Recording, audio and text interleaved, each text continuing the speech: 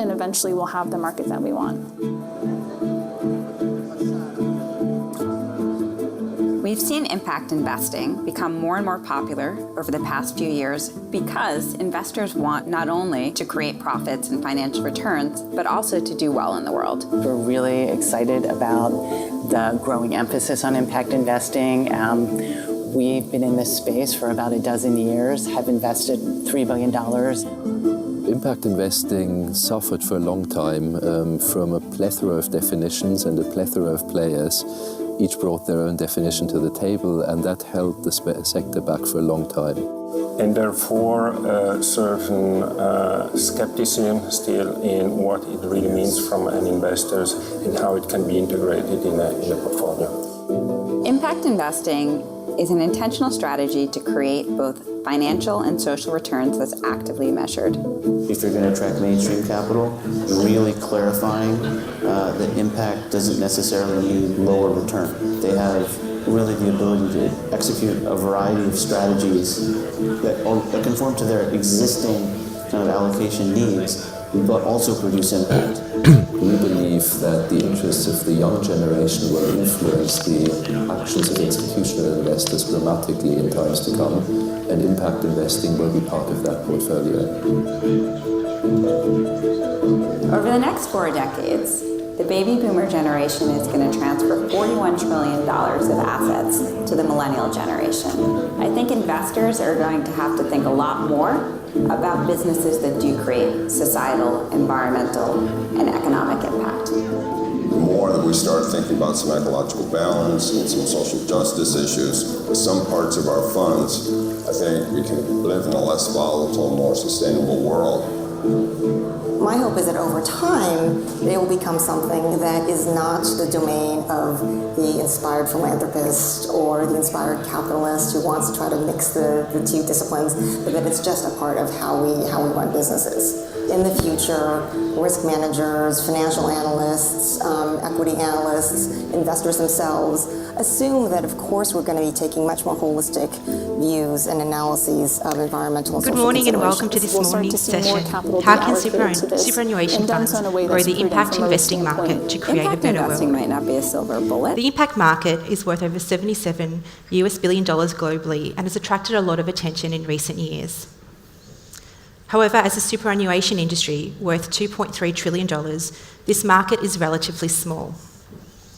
We are seeing an increasing focus and influence in the Australian superannuation market, with existing and emerging funds taking a leadership position in this sector.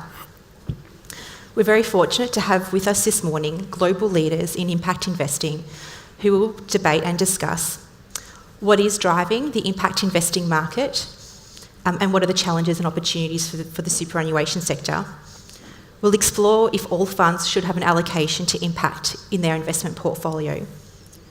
How can funds get started and access the market? And we'll look at a couple of case studies. And how, as an industry, can we work together to collectively grow the market and to build scale? Well, I might open up the panel, Giles, with a question for yourself. There's a little bit of confusion around what is impact investing and is it the same as responsible investment, and what are the differences? So if you could perhaps explain. Yeah, sure. Thanks, Michelle. Good morning, everyone. Well done. Congratulations on making the 9 o'clock session, considering the networking function allegedly finished at 1. What I love about impact investing, and by way of background, I have originally came from a traditional funds management background, but simultaneously I've sat and continue to sit on a number of not-for-profit boards.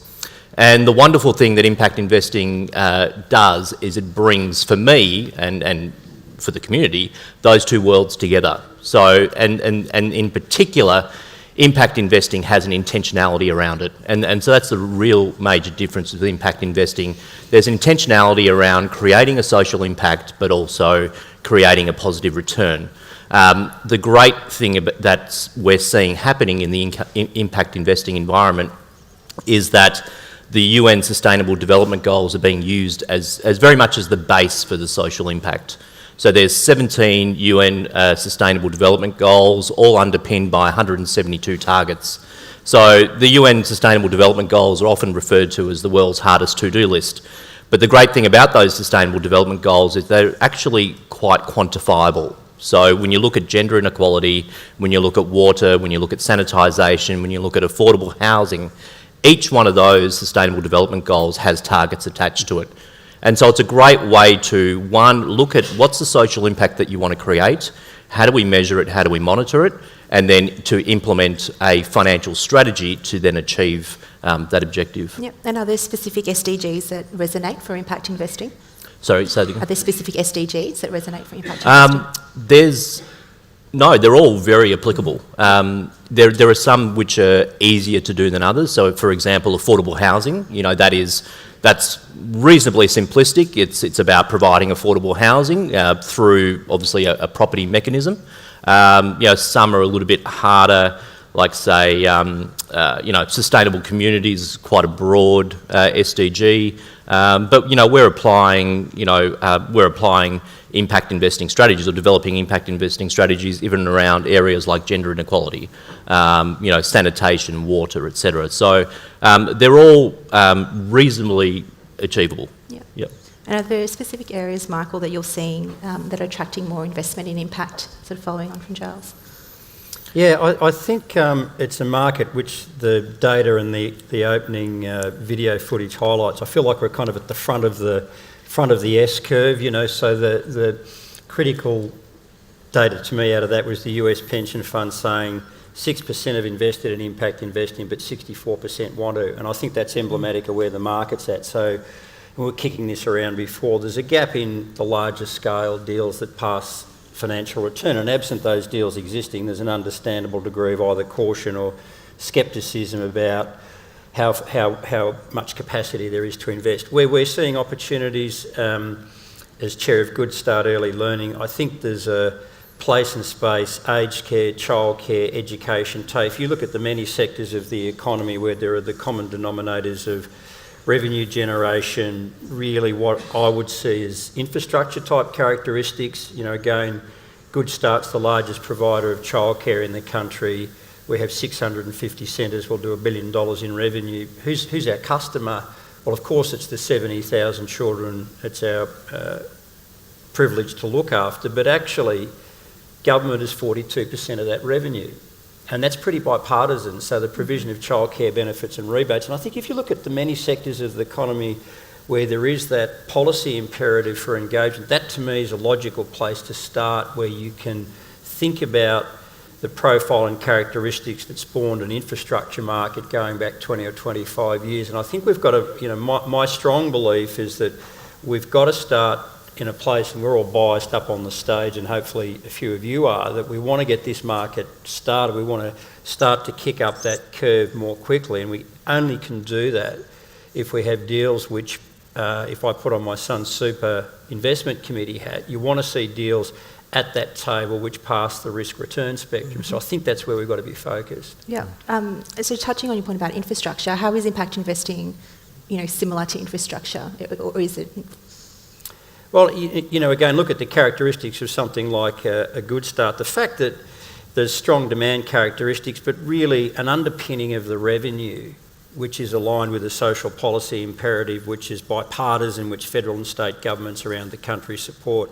And I think there are big chunks of the economy where that applies. So I think that's, I was a co-founder of Macquarie Bank's original private equity team, and the first thing you look for is the risk profile of deals and understanding what the mitigants of risk are. So when you look at those characteristics, you look at that and you say, well, that strips a lot of risk out of those sort of transactions. And if there's a degree of certainty and security about those revenue streams, then you can start to apply the thinking and logic about risk-return spectrum that looks like infrastructure. And I think they meet the test. Okay, and just touching on your point about risk and return, can impact investments actually achieve market returns?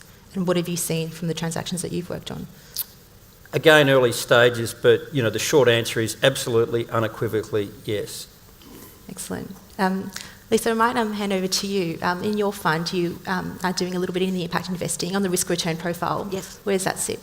So for us, and the way we look at it is we've got a belief as part of our investment philosophy that we're universal owners, and how we allocate our capital actually makes an impact to the market and to the world in which our members are retiring. So first and foremost, we are very conscious of how we allocate capital does have an impact to our members. So we're sort of looking at it from whatever asset class we're investing in, we're looking for an impact out of that. So anything that comes through, first and foremost, has to meet our risk return profiles in those different asset classes. Won't make it into due diligence and go further if it doesn't. If there's an added social and environmental benefit to that, then they're prioritised, and we look at those, and they're the sort of deals that we're actually looking for. Yep. And do you see impact investing as a lens to investing, or is it an asset class? Because that's, I guess, a debatable fact. Yeah, so I think to us, we don't want to pigeonhole it as its own asset class, because I actually think you can get impact from all different asset classes. So we want to make sure that we're not limiting our investment opportunities, and that we've actually got the ability to be able to invest in all the asset classes and make an impact in those. Yeah, and how do you see impact investing differing from ESG in your role as the head of responsible investment? Yeah, look, I think it's an evolution. You know, if you sort of think about, we've had SRI, RI, ESG integration. Impact's just an extension of that. So it's actually, when we look at ESG, it is about integrating those risks and opportunities when we're looking at investments, so that we're aware of those and we can manage and monitor. Impact's then about making specific investments that have a social or environmental benefit and provide that opportunity more so. Yep, and so Giles touched on that intentionality as being, I guess, one of the important aspects of impact investing, and also measurement. Is that something as well? Absolutely, you've got to be able to measure the impact and report on that as well. And I think that's a big challenge, is actually, you know, there's a few standards out there, still very hard to do. And I think everyone's sort of doing it in the best way that they can. But reporting on that impact and the outcome is definitely a key function of impact investing. Yeah, terrific. I might just touch on the challenges. We've spoken a bit about measurement and risk return. Just a question to the panel. What do you see as being the challenges for impact investing in superannuation? I might start with yourself, Giles.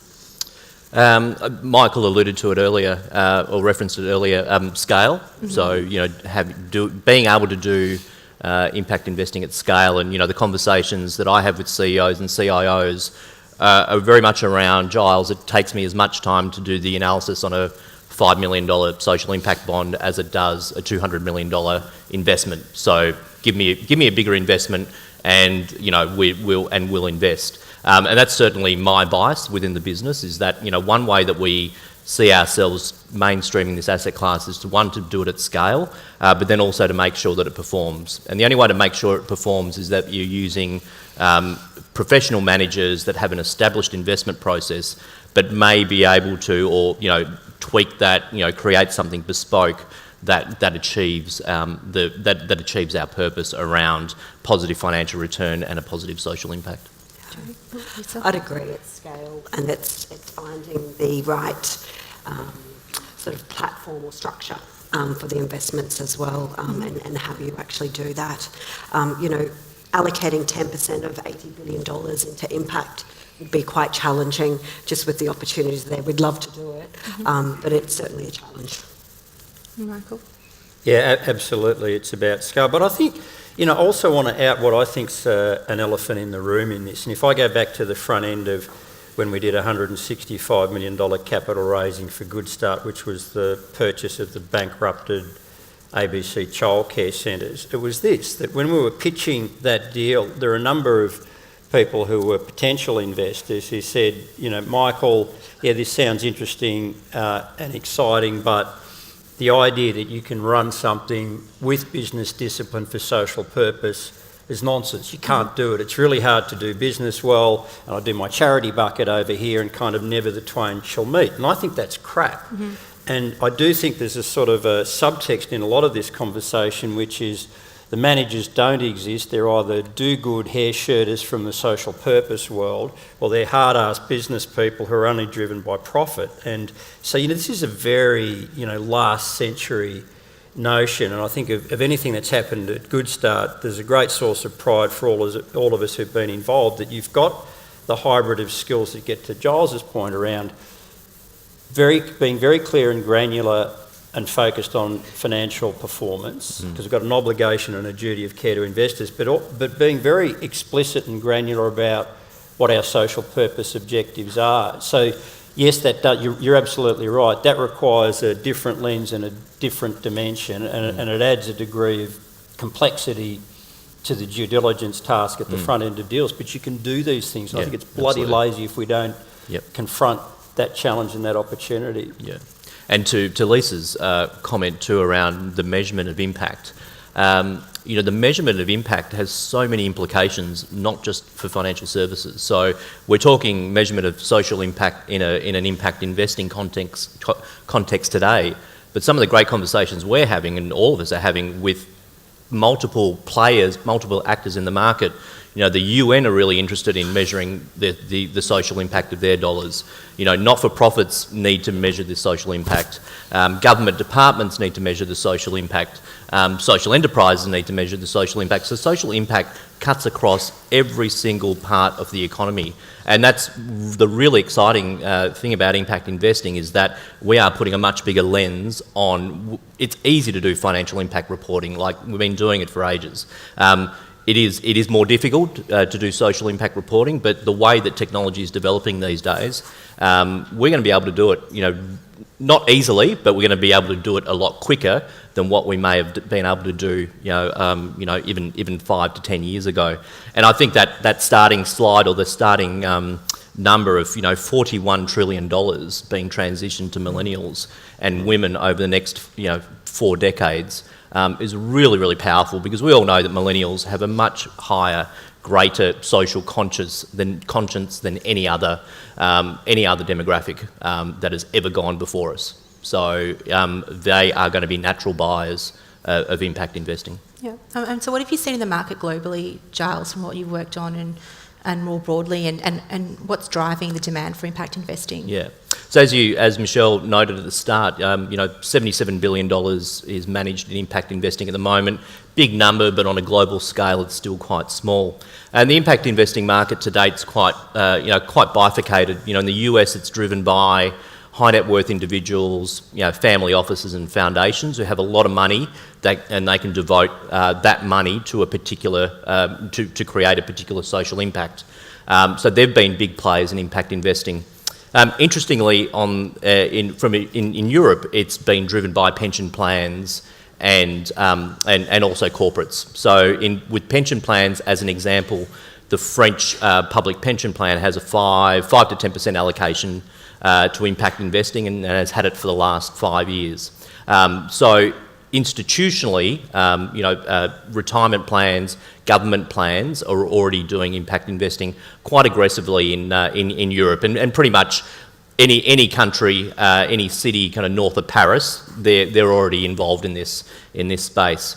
In Australia, it's been a bit of a mixture. So there's been great initiatives and great investments like Good Start. There's been the Hesters and the Sunsuper world who have dabbled at the $30-40 million range in terms of investing, and then there's been high net worth investors and family offices and foundations that have also dabbled in the space. So Australia is still very much forming, and it will be as it should be, a combination of what's happening in the US as well as Europe. Although I think the greatest opportunity really in Australia is our institutional market. So it's our superannuation market, it's industry funds, it's super funds, it's banks, because we don't quite have the scale of wealth that the US has. So we may not see impact investing at scale done in that high net worth family office foundation sector, but where we can get scale and where we can get closer to mainstreaming, I really think is really the people in the room or the people at this conference who have large books and are willing to be a little bit creative about thinking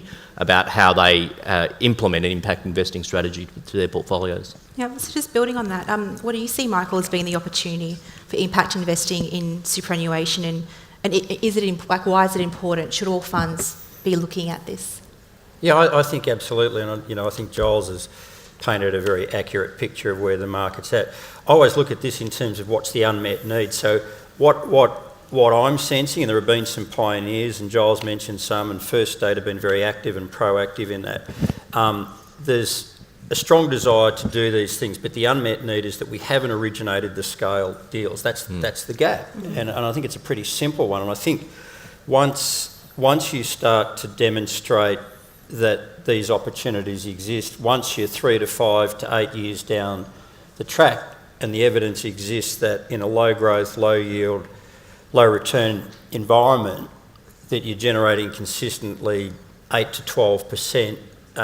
For deals that sit reasonably on the risk-return spectrum, then I think that'll naturally attract more capital. At the moment, you're a bit dependent on the early adopters because of this point about scale. You're right, dabbling's a good way of describing it because somebody who sits as a trustee of a $46 billion super fund, it's very hard to motivate people to get out of bed for sexy, interesting social benefit bonds that are a $5 million investment. But, is that a smart return on the most valuable asset we have, which is the time of our investment management team? Probably not, passionate as I am about the cause. But if it's a $200 million, $500 million aged care, childcare, TAFE deal that satisfies the criteria of return, it's deeply ethically aligned, and if it's well run, it can change the country as well. That's pretty cool. Yeah. That's pretty cool. The other quick point I'd make, which I think the funds managers haven't quite come to grips with. If I put a good start hat on, these are very durable assets. Unlike my prior life, and I might sound like poacher turned gamekeeper on this, but in private equity, it's rip it and grip it and flog it in 3 to 5 years. But with impact investing, good start, we want to be around. We are structured as a non-profit company limited by guarantee to be around for at least a generation.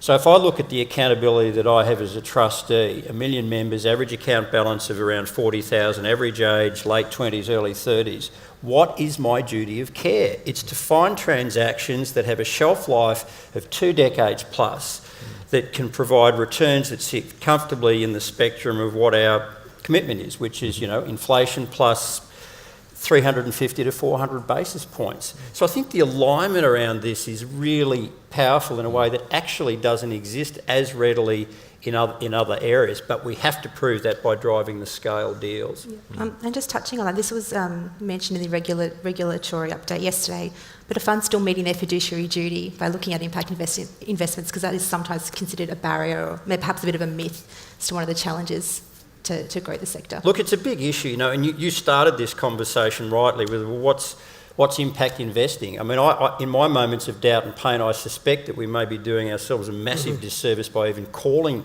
it impact investing. If it's just another asset class that looks like a subset of infrastructure, I suspect it might make people wake up a little bit to the potential of it.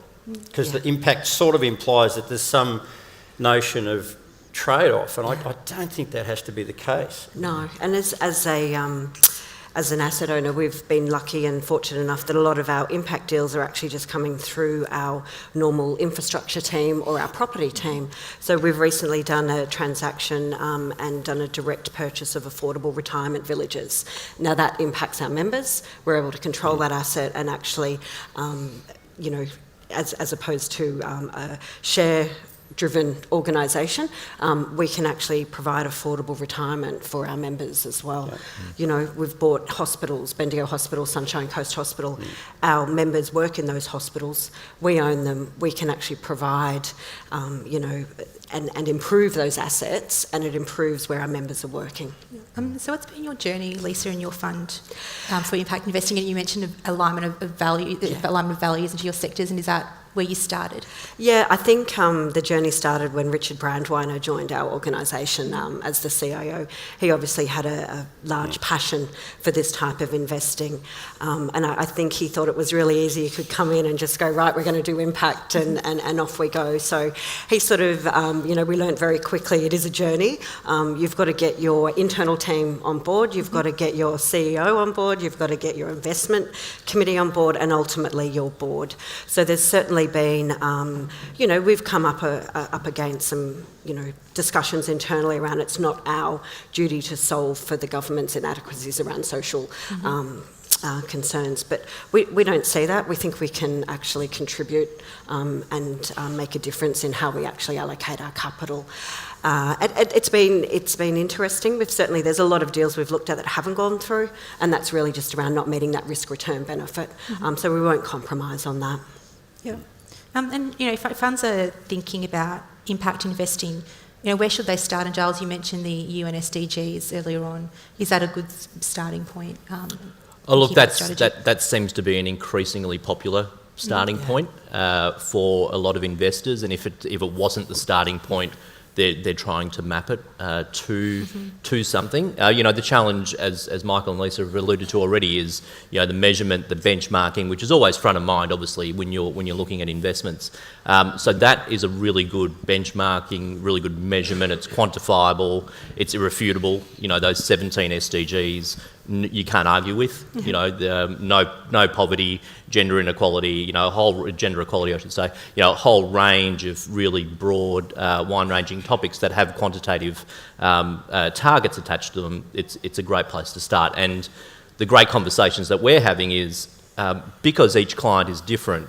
So if I'm talking to an Amnesty International versus an industry super fund, the values of those individual investors, shall we call them, or corporates, organisations, are very, very different. But the great thing is that it doesn't matter what their values are, it aligns back to one of those SDGs. And then from that, so we know from, and so if it's a bank and their mission statement and their values around Indigenous Australians and gender equality, that all maps back really easily to the SDGs. We now have we now know what the social impact that we want to create and how do we want to measure it and how do we monitor it, and then we work on the investment case that supports that. And so it's really about, so short answer, very long answer to your short question, but yes, it is a good place to start. Yeah, and I guess following on from that, is impact investing a topic for the investments team, or to make it mainstream, do we need to get the conversation across the business, with other intermediaries as well? And Lisa, you might be able to touch on your experience at First State. It starts with the investment team. I think, we've got to have an idea of what we're looking for to invest in. Mm-hmm. It's certainly very relevant to our stakeholders and to our CEO. They like to have a message to the members and to our stakeholders in terms of what we're doing.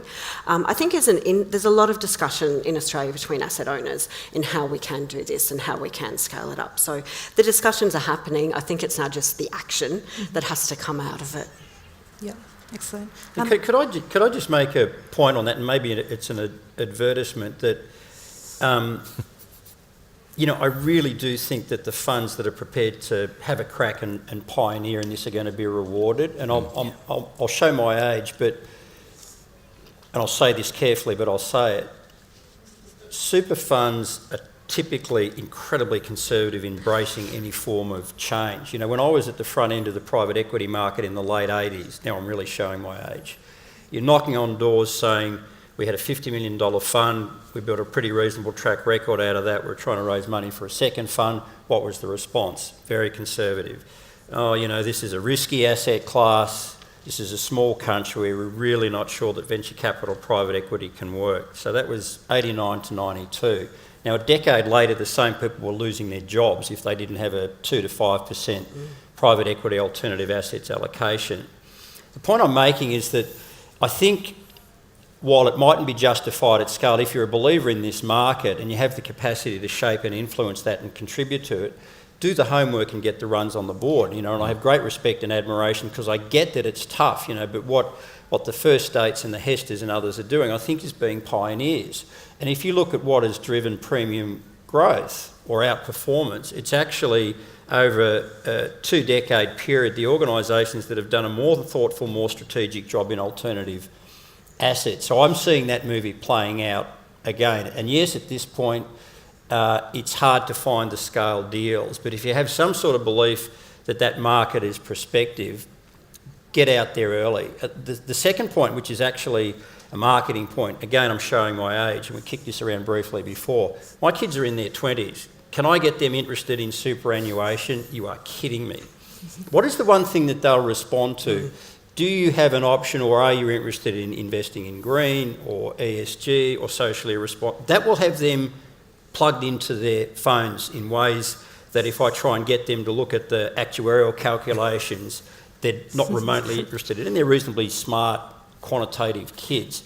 So if you ally those propositions together and have a belief that actually the generation coming through seriously care about this, and it will be a growing, burgeoning asset class that satisfies your risk-return criteria, you want to be there sooner rather than later, I think. Yeah. And also, yeah, to your great points, Michael, it's somewhat frustrating too, working in Australia in this space, because I only need to spend time with PFA in Denmark or Norges Bank in Norway, who are just saying, well, why are you still having this discussion around impact investing at an institutional level in Australia, Giles? Because the money's there, you've got proof that big institutions can do impact investing, have done it successfully, it's performing. And so part of the frustration is, Australian institutional investors, and also without wanting to insult, are really slow adopters, but they're fast followers. Yeah. So we're really at this stage where it will only take one, and then literally the floodgates will open on this. But we need to see a bit of scale. We need to ensure that it's done properly and not a managed fund dressed up as something else. It needs to have that impact. It needs to have the social impact and the financial returns. Yeah, I think where we have succeeded as asset owners and for some of us has been on the environmental side. Yes, so we've absolutely. certainly been looking at climate change as a risk and an opportunity for 3 years, and it's not going to go away. We've committed to over 600 million in renewable funds, unfortunately not in Australia.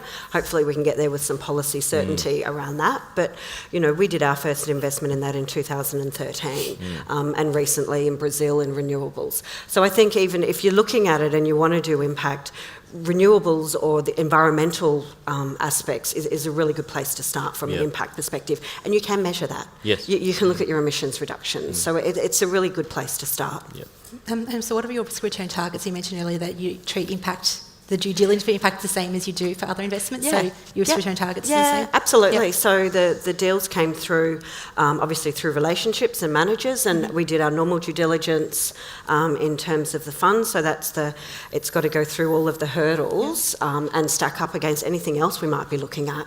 But renewables overseas, from an infrastructure perspective, when you've got a 20-year locked-in contract, it's a hard opportunity to give up. Yeah.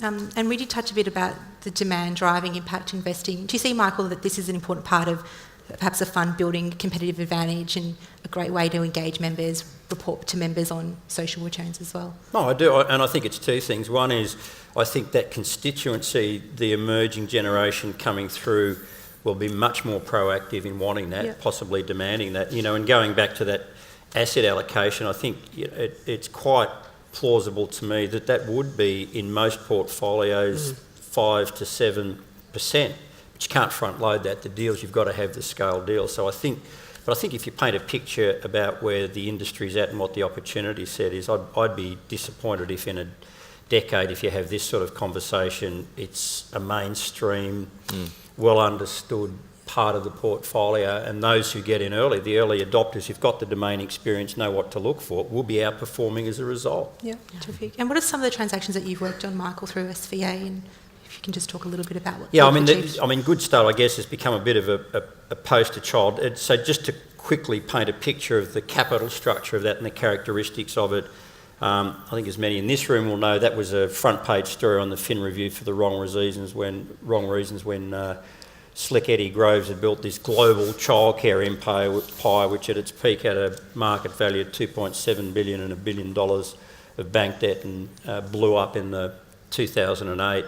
So SVA was a partner with 3 other leading Australian non-profits in raising the capital to buy that out of bankruptcy. So it was quite at that level, quite opportunistic, but it highlighted some of the points I was making before. The capital stack for that was interesting, and the structure was interesting, and I think is completely repeatable. So we bought that asset for $95 million. It was at that point 700 childcare centres, the largest childcare provider in the country. And the way the capital was laid, there was $45 million as at-risk capital. It was in the structure effectively of subordinated debt. So the subscribers of that, because institutions found it hard to come to grips with, which we understood and respect, although that was disappointing, So it was the market that Giles is talking about, largely high net worth individuals who were business motivated but had a sense of social purpose ethic. So that $45 million was a 12% sub-debt instrument that was raised in 2010. On the back of that, we had $120 million of conventional debt from National Australia Bank. That capital, that subordinated debt, was repaid 3 years ahead of schedule 2.5 years ago. And the reason it was because obviously the business was run with financial disciplines, it's been run effectively, and any cash surplus we can plough back in as a non-profit for improving the lives of kids, particularly who are struggling in that 0 to 5 cohort. So those sort of characteristics, I think, as I'd mentioned, in big areas of the economy where you need scale. You know, look at the disaster in a pivotal area of the economy around TAFE. You know, this is just a critical skills-ready provider of productivity for the nation's workforce, and it's been a disaster. And it's been a disaster because it's been run badly, and the profit motive has overtaken the duty of care. So I think what Good Start demonstrates is if you find the right people to run these things ethically and for financial and social purpose, you can actually get that kind of 8 to 13% return. And you know, again, if I'm sitting on the investment committee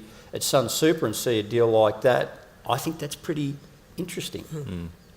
Yep. And a question for the panel: what do you think that needs to happen to build scale and to make impact investing mainstream in Australia? I might start with yourself, Giles. That's a really easy question for me because all the strategies that we're doing are actually at scale. The reason being is that we're starting with social impact first. So, you know, the smallest mandate, so we're developing 10 different impact investing strategies at the moment across 10 different clients. The smallest one we're doing is 50 million. We're using partners like the UN, the not-for-profit sector, global fund managers, private equity managers. So we're using a whole range of partners. We're already doing it at scale, but it's taking a long time because we're starting with social impact as the start. So we're not taking an off-the-shelf product and re-engineering it. What we're doing is we're starting with social impact. What do we want to create? How are we going to measure it? How are we going to monitor it? And then we work to find the right manager to do that. And the fantastic thing we're finding is that there's, you know, really well-aligned, well-intentioned, intelligent people that are sitting in all these professional management firms that are saying, wow, why haven't we done this earlier? Why haven't I been able to use my skills to, you know, to put towards a strategy like this? I mean, one of the most enlightening conversations I had with a portfolio manager in the US recently, he said, Giles, I had the most enlightening discussion with my mother-in-law last night. And I said, I don't know how to take that, but please tell me more. And he said, well, she finally understood what I did because I was telling her about, you know, we were looking for companies that are empowering women in the workforce and that are, you know, educating girls, and these are sort of companies that we're looking for. And she had spent, and specifically talking about education, and she and the mother-in-law had spent 30 years as an educator, primarily of girls. And so she was talking to her son-in-law about some of the differences, obviously, in the education system between boys and girls, differences in the whole teaching environment. And they're the sort of conversations that are happening on an ongoing basis, where you've got multiple people from multiple parts of industries, multiple parts of the world having a conversation, but with the one focus around how do we create social impact and how do we get it to perform so that we make money out of this and then it grows, and that Michael's children and my children and Lisa's children and all our children still get to retire with healthy superannuation accounts, but in the meantime they get to also influence the environment in a positive way, or in the way that they wish to influence it. Yeah. Yeah, look, I think start the conversation internally, be a bit innovative, maybe look at what you've already got. There could be some assets that you've actually got in your portfolio already that are providing an impact. And you don't need to start big. If you're a small fund, you're probably in a really good position to be able to allocate capital and access the smaller deals and sort of start from there. I think keep having conversations with colleagues as well and other funds. Reach out if you're thinking of doing it. I know Brightlight's willing to talk to people to sort of share their experiences as they've gone on the journey. So I think having the conversation and having a forum like this at a mainstream investment conference is a really good start as well. And Michael? Yeah, I think the gap is about doing all of those things, but fundamentally finding people who can originate and create these deal sets. And I think one of the many learnings for me, having been on the Sunsuper board for 18 months, and as you might have gathered from my previous comments, perhaps being a little battle-scarred by bloody super funds. They're conservative. Can you get them up to the plate? They were hard in private equity. They're hard in impact investing. But I have very strong respect for the ethic and duty of care at Sunsuper and in the industry more broadly. I think it's basically composed of people who are driven by an ethic and a motive of wanting to drive investment performance, and there's a set of ethics around that. And frankly, I get why people choke on the egregious fees that are made by many fund managers who are driving, in some cases, modest premium performance and in some cases, crap performance. So, the engine of Good Start and the work of social ventures were people who had skills but were motivated to actually do things that made a difference. I think if you can find those people and have that deal creation ability without having to pay egregious fees, that opportunity set exists. It's about backing the right people, and I do think that alignment and doing the homework to set that up is pretty fundamental, because I have no doubt that the deals are there. Terrific. We will be opening up questions to the floor shortly. You can submit your questions using the app. It's Forum B. One final question before we do open up to the floor. You did touch on it, Lisa, that we can start the conversation internally. We can talk to our colleagues. What as an industry can we do? How can we work collectively to grow the market? In addition to those things that you mentioned, Lisa. Or you can start. Yeah. I think it is just about having you need buy-in from your board. Yeah. You need buy-in from your organisation that this is something that they do want to do. It mightn't be right for some funds, I don't know why, but they might actually sort of find it too challenging. But you can certainly talk to people that have done it, how they've done it, where they're sourcing deals, and I don't think you need to pay large fees for it either. We're actually seeing a lot of our mainstream managers, as you say, actually being able to bring us the deals that we want to see and providing that risk and return, and there's the impact on the end of it. Giles, do you have anything?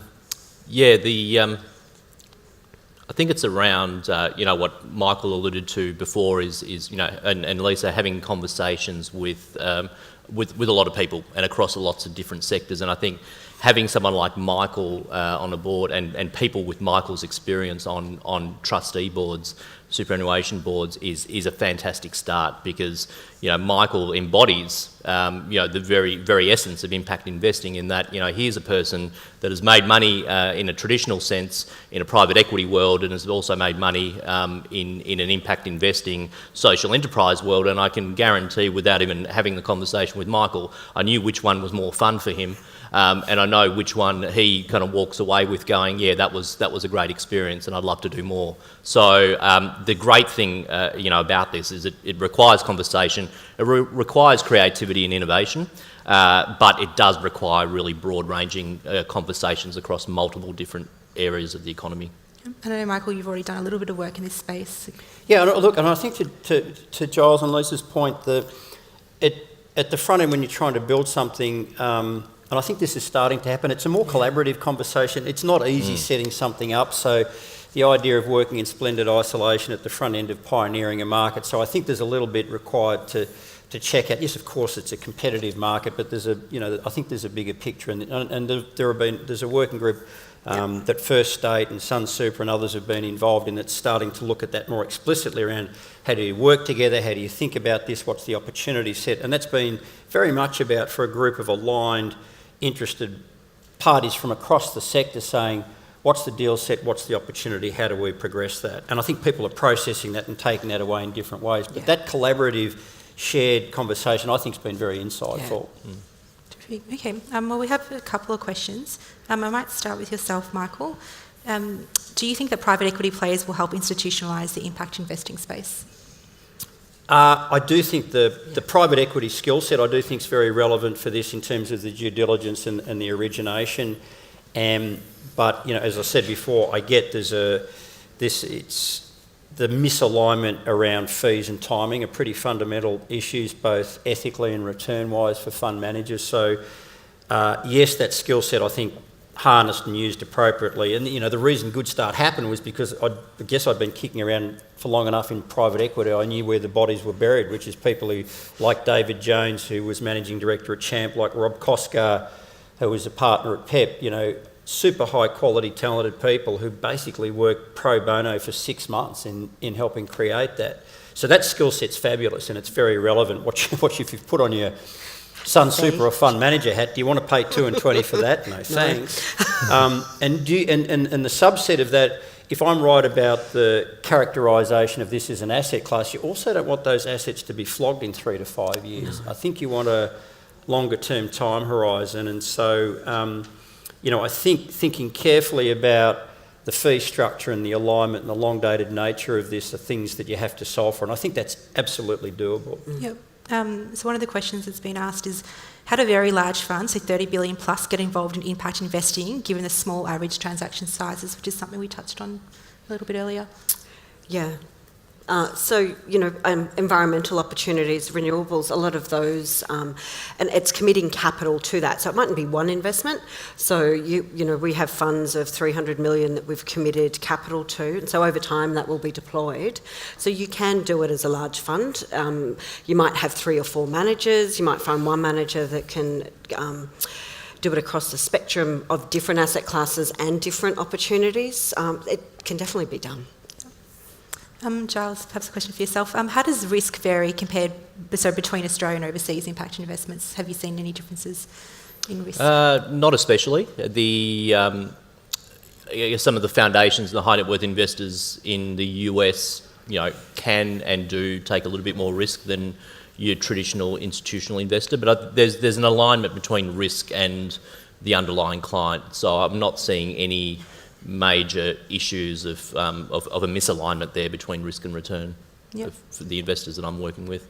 To Lisa's point about where can super funds or where can industry funds start from, simply look at the values of your organisation. So you set up in the health area, in the environment area, you know, a bank that we're dealing with has a very big you know, has values around Indigenous Australians, but they're not doing, you know, a lot of work in that space. So it's a great way to implement their values into impact investing strategy.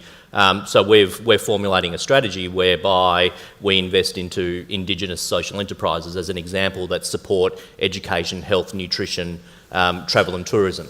So there's an amazing array of really well-run Indigenous social enterprises that are out there that are already making money. You give them a loan or you take an equity stake, they make more money, and more importantly, they create even greater social impact. So it's really starting at the top as to what's the values of you as an organisation, and then working from there. So we also have a couple of roving mics if anyone would like to ask a question as opposed to submitting it via the app. So another question, Michael, I might direct to yourself is, what are the best structures for impact investment, so direct bonds, funds, and why? Look, I think you've got to have a pretty open mindset about that. You know, as I indicated, I do think longer dated debt, sub-debt type capital investments are probably appropriate given the nature of the asset class. But I've certainly seen some impact investing deals, and we've done some on a smaller scale at SVA in the social impact fund I chair there, which have an equity component which can generate if these deals work, a 20 to 30% rate of return. So it's variable. But if my instincts would be, if that thesis about the infrastructure characteristics of these deals is right, you want longer dated annuity type returns where you can clip the ticket and there's a sufficient diffusence of risk that's appropriate. Yep. Lisa, a question for yourself. Is there an opportunity for super funds to measure and report the impact of their existing investments to gain momentum in the sector, such as PPPs in schools? Yeah, look, it is something I've thought about long and hard. How can I get my whole portfolio, go through it, have a look at what we're actually invested in, and have we got investments that are providing an impact from our listed equities? There's certainly companies on the stock exchange that do good. They're not all bad. So, we do have those types of companies in our portfolio, and the assets, as I said, we've done retirement villages, we've bought buildings that are great from an environmental standard. Absolutely, it's not easy though. Like it's very difficult to go through that and work out what you want to measure it on and then disclose it on. So we do provide some disclosure on some of the investments that we've made, and that's really just to show our stakeholders that we're contributing to where they work, where they live and breathe every day, and that we're trying to provide an impact for them in their day-to-day jobs. Michelle, there's a question at the back. Hi, just a question for Lisa and Michael. In regards to returns, if I give an example of an investment where you'd normally expect, say, a 10% return, for impact investing, are you willing to accept, say, an 8% return if there are other social benefits? Do you have to make that trade-off when it comes to these types of investments? Look, our investments to date have met the return profile that we're looking for. So the retirement village investment that we did, that sits in our income and real asset portfolio. We've got a return target for that asset class. So we didn't compromise. It had to meet that return hurdle to actually be able to put into the fund. We will compromise on return hurdles around risk. So if there was some more risk, you might actually lower your return target and take that. But ultimately, anything that does go in has to meet the return target that we're looking for in that asset class. Yeah, look, I think that's a really interesting question, and it was the subject of in that working group on impact investing, some really interesting conversations. My sense is that there's actually a mix of the qualitative and the quantitative on that, and to try and make that a bit more granular. I certainly got feedback and disagree, or kick me under the table if you disagree. But the sense that I had from fund managers was that while it's not black and white, if I've got a choice between an impact investment where I can see the strong governance, part of that is around the packaging, that we're not paying egregious bonuses. So for example, in Good Start, we've got a super quality team, but they're paid probably half what a team of that calibre would get if they were in the commercial world. Investors like that. They think there's an alignment and a substance around that. And there was a bit of a sense that, back to your number, if there was a pure commercial deal that was 10%, while we wouldn't accept 7%, there would be some trade-off that would mean, in terms of the alignment and the ethics, that would be something that we would value in a reasonably quantitative way. So it might be we might accept some sort of modest haircut, not a huge one, but because of the alignment around that goes to the culture and the sustainability of it, there's genuine qualitative and quantitative value in that. So I think there is a little bit of space to play there without compromising on too hard on the financial returns. That was the sense that I had. Yeah, and look, our normal deals that we do, they don't always perform as expected as well. So, we're investing and hoping to get that return. But there's certainly a return target that we're always absolutely looking for. Just one final question. Thank you. Just in the question of scale, I guess I'm interested in where, particularly if you pick up your sort of annuity type comment, Michael, where is the dialogue with government at? Because a lot of those streams, at the end of the day, originate from government. Yeah. And if they're going to be packaged up in a way that creates scale, how would you characterise where the dialogue with government's at?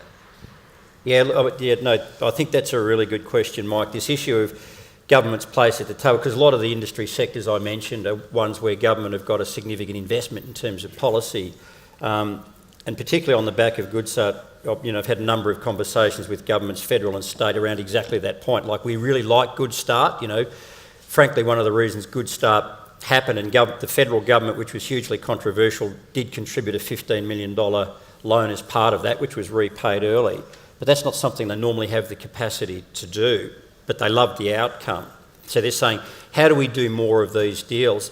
My answer to that question is we need government at the table not as a subsidiser but as an enabler. So to drill down on Good Start and my thesis that how do you ensure that this has infrastructure characteristics, what really would have helped us in the due diligence in going to institutional investors is to have a greater degree of certainty about the sustainability of that childcare benefit and rebate. That actually shouldn't have been hard to get because this is bipartisan.